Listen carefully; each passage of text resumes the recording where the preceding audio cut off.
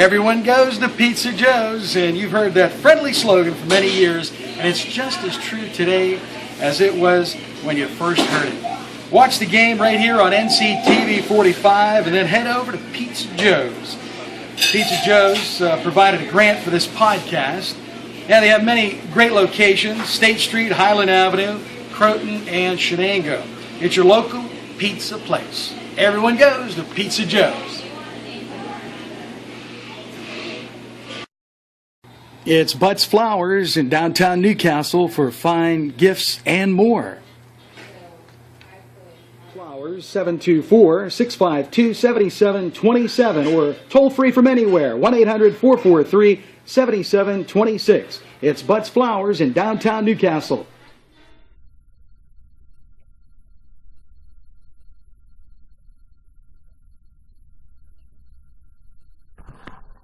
Hey guys, keep watching NCTV45 for Cooking the Castle.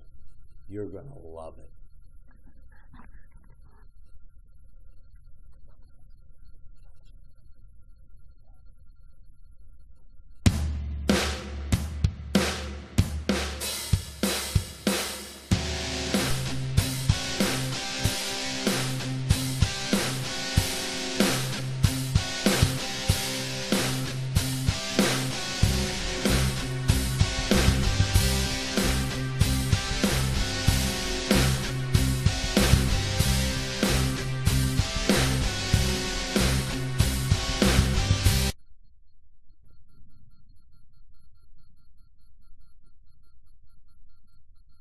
Welcome to Gentleman's Monthly. I'm Gary West, and we've got it for you right here on NCTV45. Thanks for being with us.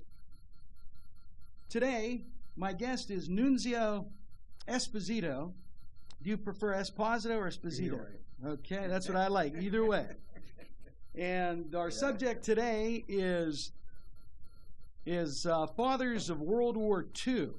And we got Father's Day's coming up very soon, and we just observed the 70th anniversary of D-Day, which was June 6th, 70 years ago, 1944. Yeah. Now, Nunzio, thanks for being with us. And before we talk about those two subjects, tell us a little bit about yourself. Well, I was born and raised in Newcastle. I went to Paulick Avenue at this grade school. Ben Franklin Junior High, and then Newcastle Senior High. And I graduated. But what I wanted to do, though, the war was going on. It started, and the Second War started, and I wanted to volunteer to go to the Navy. And they would take you in at 17 years of age. And my mother said, no, you go back to school, you graduate, and they'll take you soon enough. And they did. Were you 17 or 18? I was 17, and you could volunteer back then for the Navy. And they would take it. I had some of my friends in the Navy, and I were in the Navy. And like I say, my mother said, no, she said, you get one more year of high school, then you go back to school, and they'll take you soon enough. Well, what happened when I was 18, then I was drafted. I was drafted to go to the...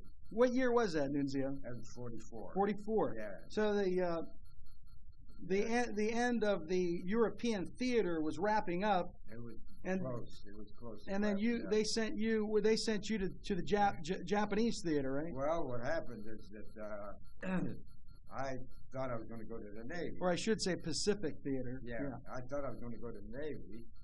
I was hoping to go to the Navy.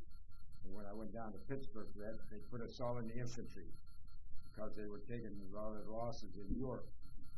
And so they wanted everybody in the infantry, So that was a surprise to me to go in the infantry, hoping that I could go to the Navy. But here, then we went to the Navy, we went to the infantry, and I went to Macon, Georgia for basic training at 17 weeks, I think it was 15 weeks, basic training. And then from there, after that was over, then we were up out of one of the eastern states, I forget, for a little while, just a short while, just to get set. And then I thought I was going to Europe. You know, the war was still. Things were happening fast, right? Yeah, it was. The war wasn't completely over. We thought we were going to Europe.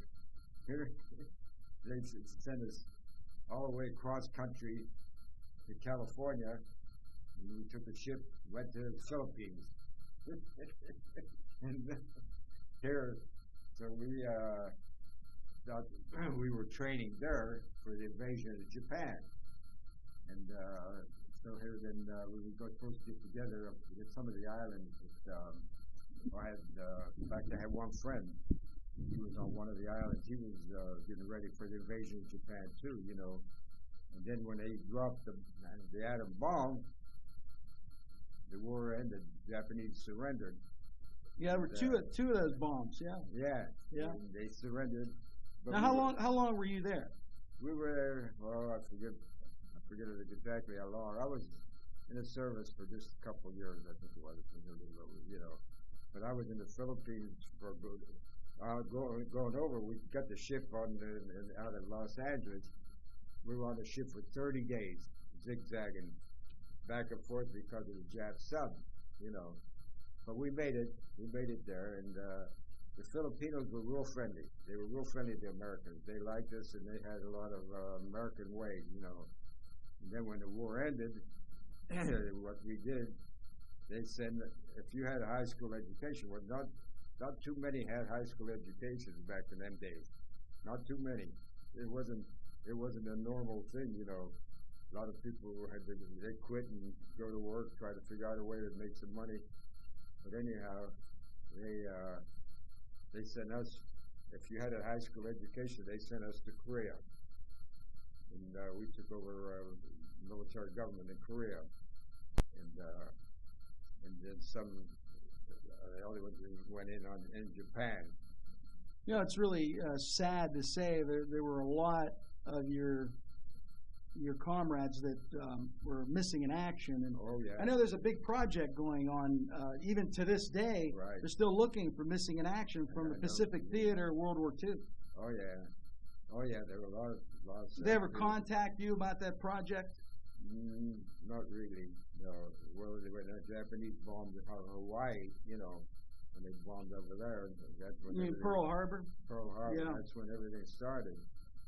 And I had a brother that he was older than me, and he was in the service. He spent 5 years in Europe. 5 years fighting in Europe. Yeah, my father was in the European theater in World War II. Yeah. He told me a lot of great stories. Yeah. Oh yeah.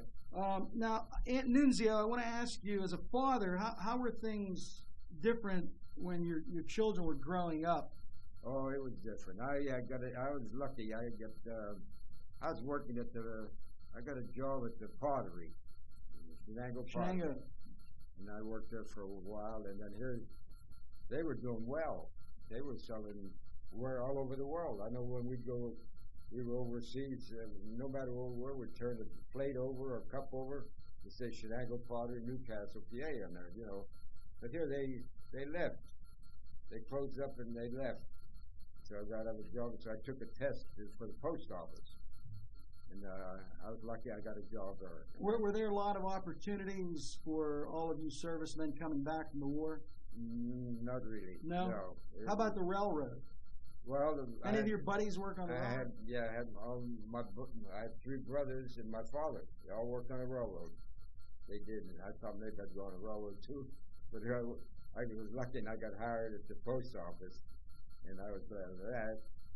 But morals were different back then too. They are today. Oh yeah. Yeah. You didn't find all this drugs and all this shooting and killing and everything. You didn't have that back then like you do today. Then the quality of products.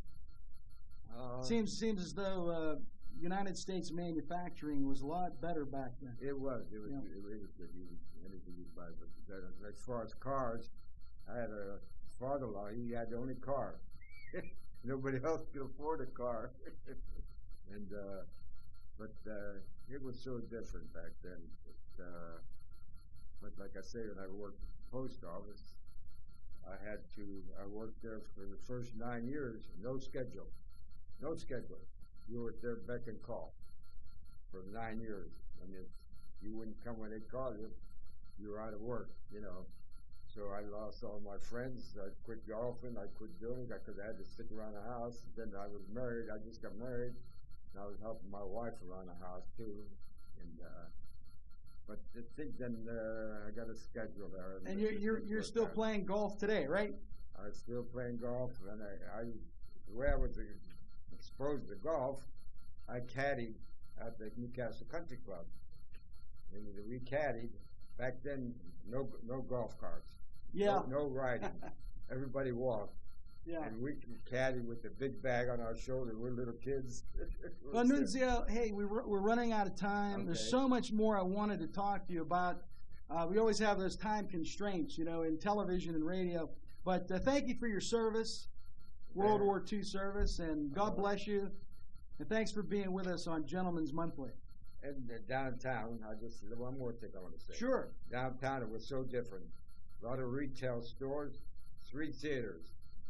The Regent, the Victor, and the Dome. And all retail stores. It was so different than it is now.